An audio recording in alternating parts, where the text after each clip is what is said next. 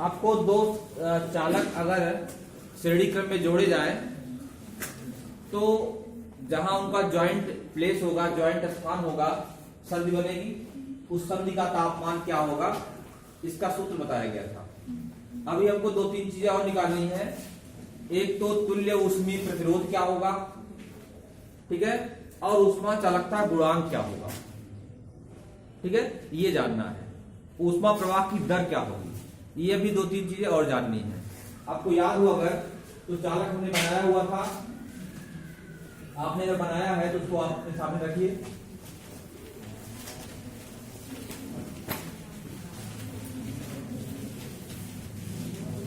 ये हमारा चालक हो गया।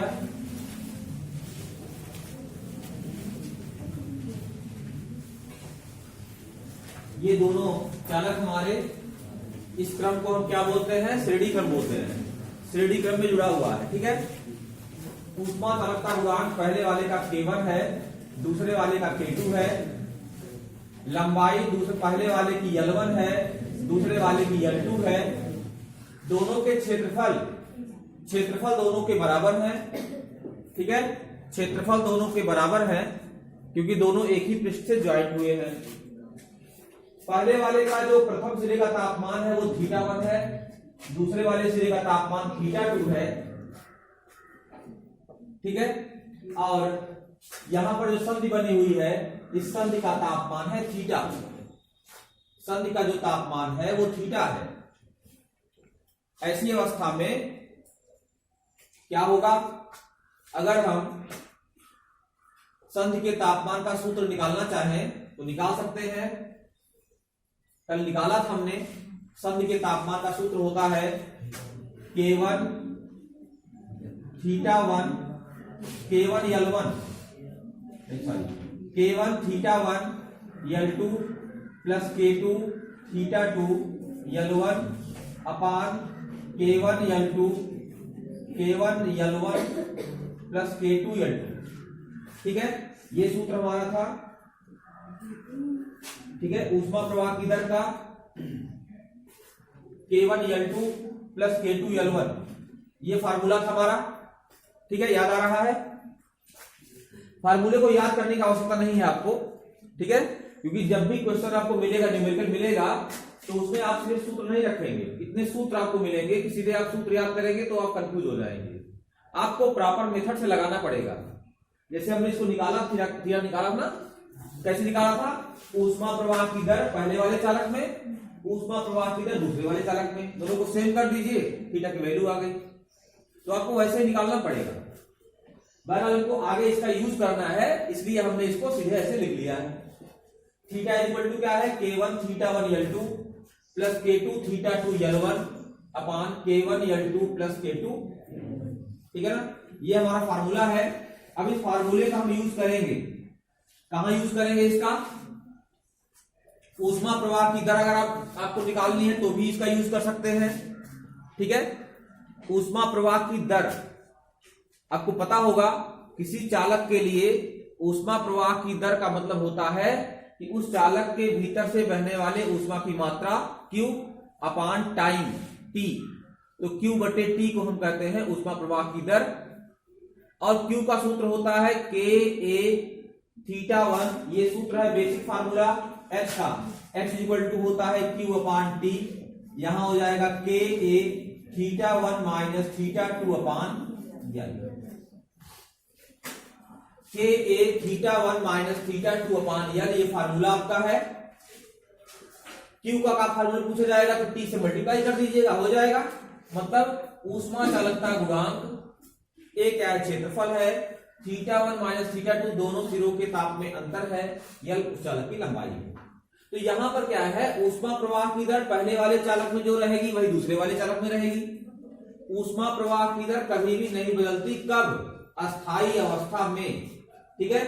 कल इस पर चर्चा हुई थी कि अस्थायी अवस्था में ऊष्मा प्रवाह की दर नहीं बदलती है, चालक चाहे जैसा ही क्यों ना हो, क्योंकि उसके सभी कण जो होते हैं वो पर्याप्त मात्रा में ऊर्जा अर्जित कर चुके होते हैं।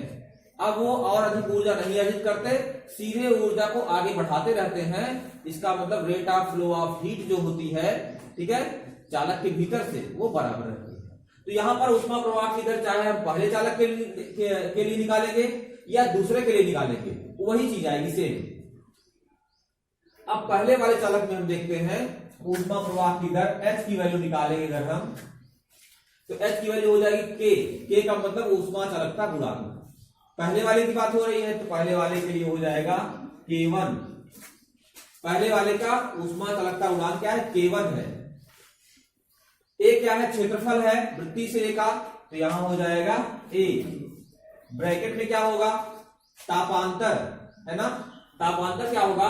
पहले सिरे का तापमान है थीटा और मध्य सिरे का तापमान है थीटा, मतलब पहला चालक जो है इसके दूसरे सिरे का तापमान थीटा है, तो यहां हो जाएगा θ1 माइनस थीटा अपान यल की जगह हो जाएगा L1। ठीक है। H इक्वल टू हो जाएगा K1A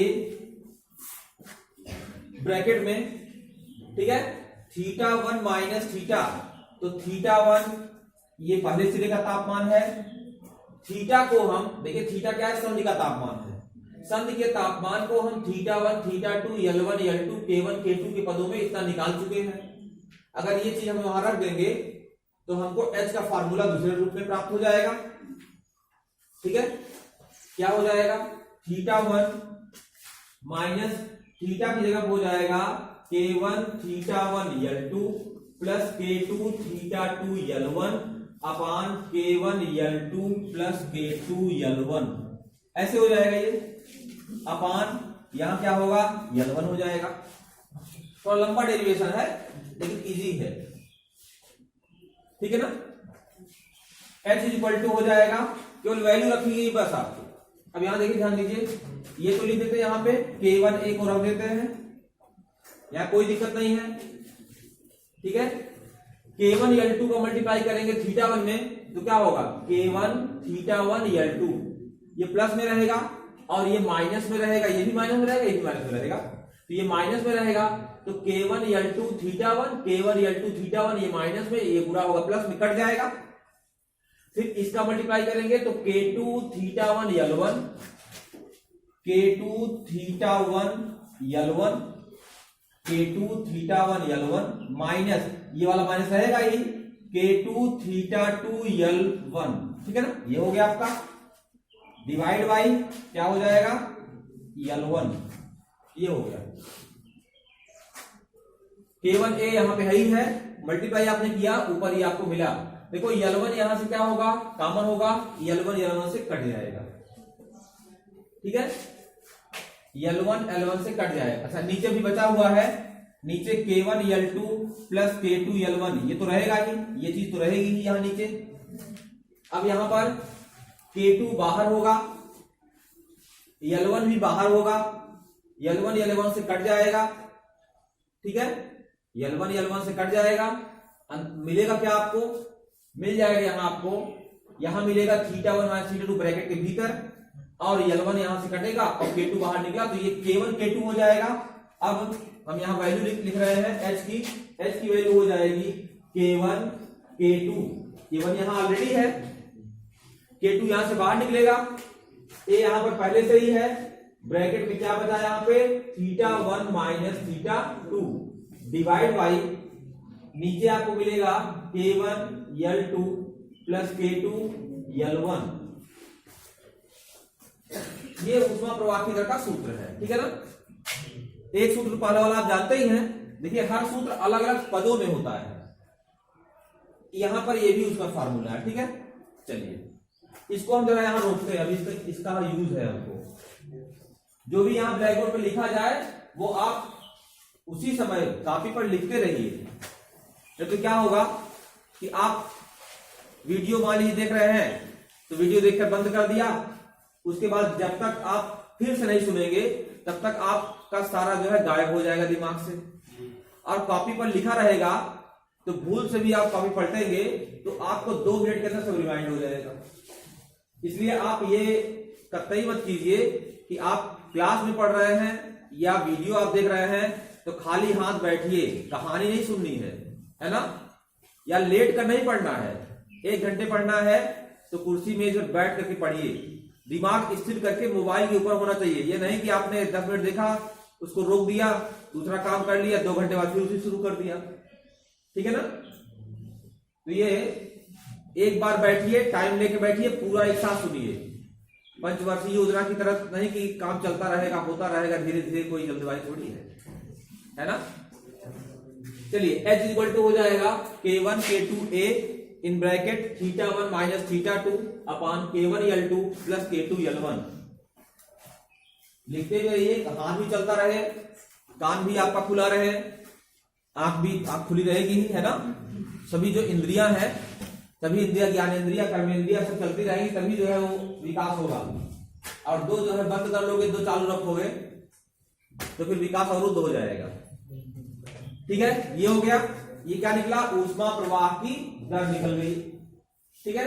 अच्छा, ऊष्मा प्रवाह की दर हमने बताया आपको, चाहे पहले वाले चालक के लिए लेंगे वही रहेगा, दूसरे वाले चालक की बात करेंगे फिर भी वही आएगा। अगर दूसरे चालक का हम लेते यहाँ पे तो क्या करते? यहाँ पे K की जगह K1 K2 करते, दूसरे चालक के लिए A की जगह A ही करते। यहाँ पर जो θ1 माइनस θ किया है वो हम θ माइनस θ2 करते, तापांतर यहाँ θ माइनस θ2 होता। θ की जगह फिर वैल्यू रखते आप, सब कट जाता, फिर वही मान आ जाता। तो चाहे पहले चालक के लिए निकालेंगे तब भी वही मान आएगा, दूसरे के लिए निकालेंगे तब भी वही मान आएगा, और पूरे के लिए निकालेंगे, पूरे के लिए तब भी वही मान आएगा। मान में अंतर नहीं आएगा। पूरे के लिए, पूरे को एक चालक मान लीजिए, ऊष्मा प्रवाह की दर पूरे में एक साथ इनको हम एक चालक मान लेते हैं, तब समझ रहे बात को? चलिए, पूरे को हम एक चालक ऐसा कंसीडर करते हैं कि पूरा हमारा एक ही चालक है, पूरे को हम एक चालक मान लेते हैं। ठीक है, पूरे को एक चालक मान लेते हैं और इसकी लंबाई तब क्या मानी जाएगी? अगर पूरे को एक मान लिया आपने तो लंबाई हो जाएगी L1 प्लस L2। क्षेत्रफल क्या लिया जाएगा? A ही लिया जाएगा। ठीक है, तापांतर क्या लिया जाएगा? θ1 माइनस θ2 लिया जाएगा। तापांतर पूरे को एक मान लिया आपने। ऊष्मा चालकता गुणांक जो है इसको हम क्या करेंगे? दोनों अलग अलग पदार्थ हो सकते हैं, इसलिए कंबाइंड जो ऊष्मा चालकता गुणांक है वो K मानेंगे, कैपिटल K। इसको हम बोलेंगे तुल्य ऊष्मा चालकता गुणांक। तुल्य ऊष्मा चालकता गुणांक कहने का मतलब दोनों चालकों को मिला करके अगर एक पदार्थ कंसीडर किया जाए, ठीक है, तो उसका ऊष्मा चालकता गुणांक K जो है वह K1 और K2 के पदों में कितना होगा, ये हमको जानना है। ठीक है, तो हम क्या करेंगे? अब हम वही चीज निकाल रहे हैं, ऊष्मा प्रवाह की दर H, ये पूरे चालक के लिए। चलिए, तो पहले K आ जाएगा, कैपिटल K। अब यहाँ कैपिटल K जो है वह अलग अलग नहीं है, बल्कि हमने पूरे को एक पदार्थ कंसीडर कर लिया है और ये मान लिया है कि ये ऐसा पदार्थ है जिसमें ऊष्मा प्रवाह की दर वही है जो उन दोनों अलग अलग पदार्थों में है।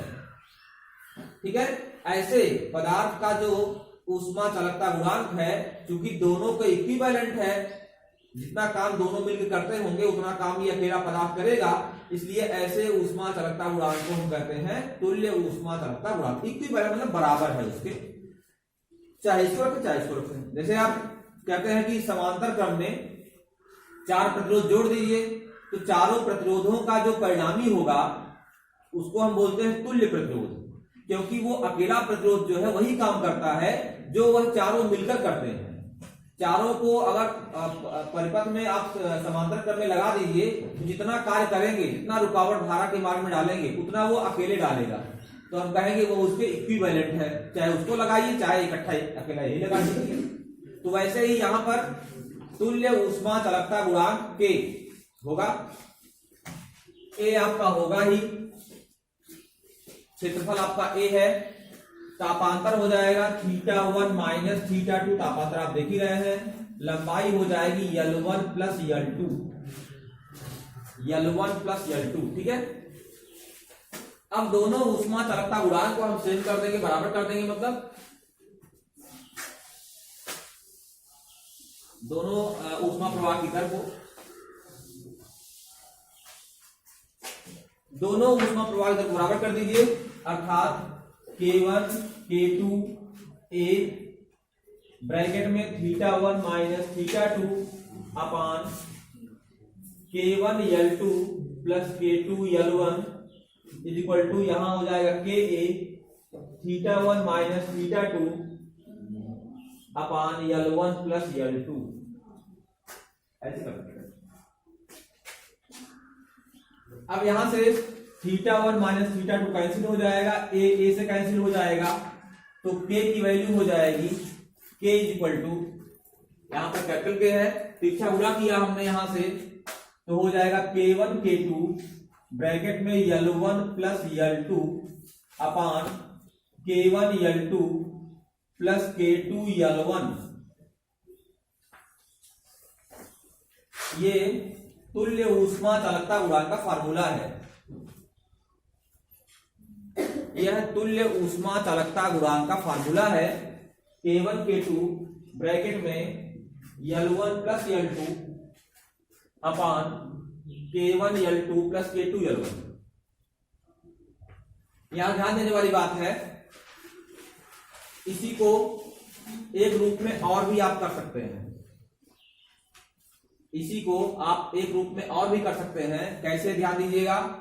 कैपिटल K बराबर, जितने फार्मूले हैं सब बॉक्स में कर लीजिए, फार्मूले याद नहीं करने हैं, बस समझे रहिए आप। न्यूमेरिकल आप लगाइएगा तो अगर याद रहे एग्जैक्ट तब तो रख दीजिए, कोई बात नहीं है, नहीं तो आप सीधे प्रोसेस का प्रयोग करिए, लगाइए। चित्र आप जरूर बना दीजिए, ठीक है। जो चित्र आपका छोटा सा बनेगा ये आपको हेल्प करेगा। न्यूमेरिकल लगाइए या कुछ भी लिखिए, ठीक है। अगर उसमें चित्र कुछ लग जाए तो आपके सहयोग के लिए होता है, और वो एग्जामिनर जान जाता है कि ये चीज आपको इस तरह आता है ना।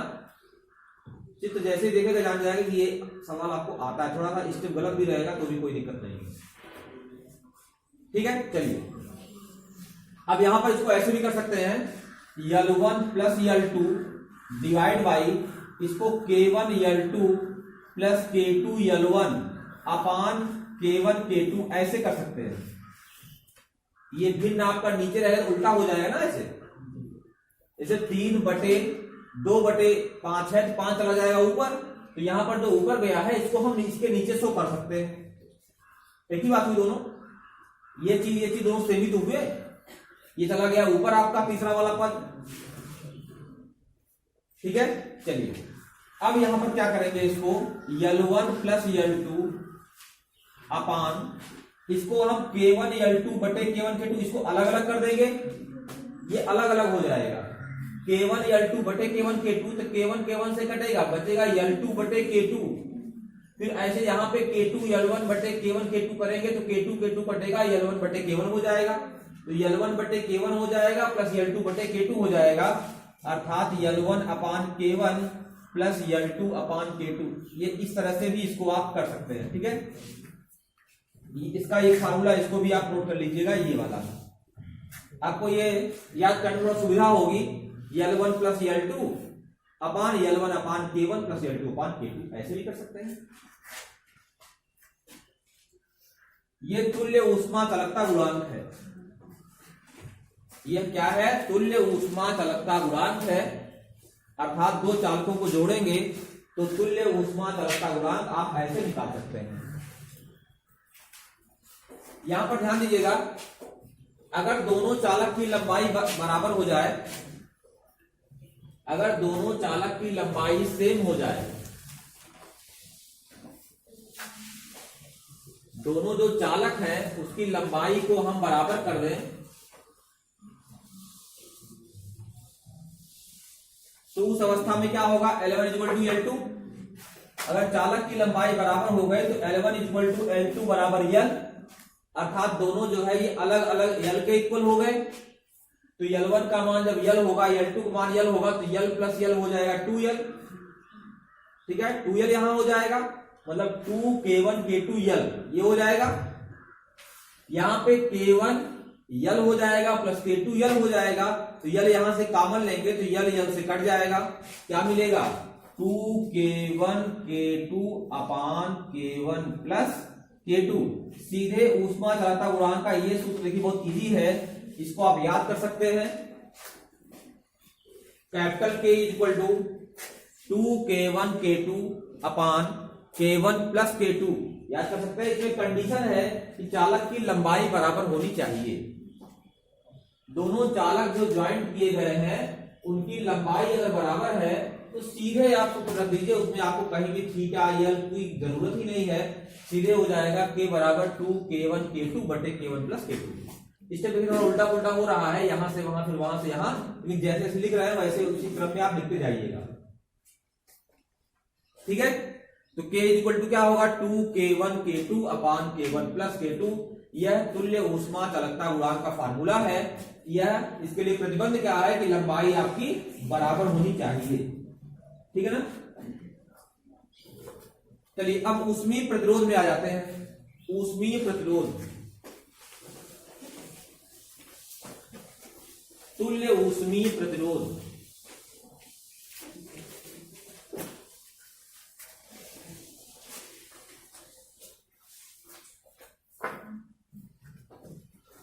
तुल्य ऊष्मीय प्रतिरोध में आते हैं। देखिए ऊष्मीय प्रतिरोध तो आपको पता है, जैसे कल बताया था हमने आपको अच्छी तरह से कि विभवांतर बटे धारा को हम प्रतिरोध बोलते हैं, वैसे ही तापांतर, दोनों सिरों का ताप ले लीजिए, उनका अंतर तापांतर हो गया।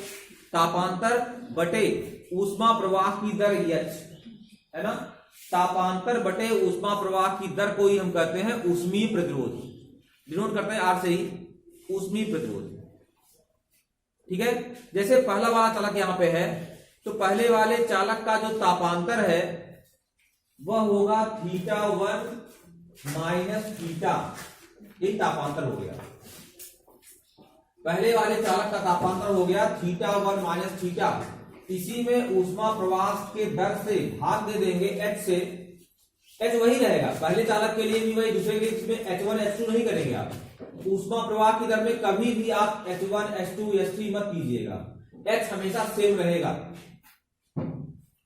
तो पहले वाले चालक के लिए ये तापांतर हो गया और ये ऊष्मा प्रवाह की दर हो गई, दोनों का रेशियो कहलाएगा ऊष्मीय प्रतिरोध। पहले वाले चालक के लिए हो गया।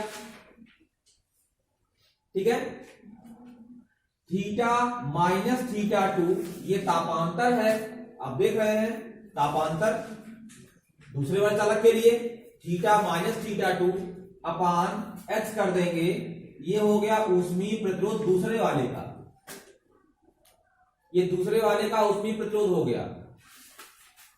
और अगर हम दोनों को ज्वाइंट कर दें, ज्वाइंट कर दीजिए इसको, तो क्या होगा, जोड़ेंगे समीकरण एक और दो को, तो क्या होगा θ1 माइनस थीटा यहां मिलेगा, प्लस यहां आप आएंगे तो थीटा माइनस θ2 अपान h, हर तो वही रहेगा, अंश आपका जुड़ जाएगा, बराबर होगा r1 प्लस r2।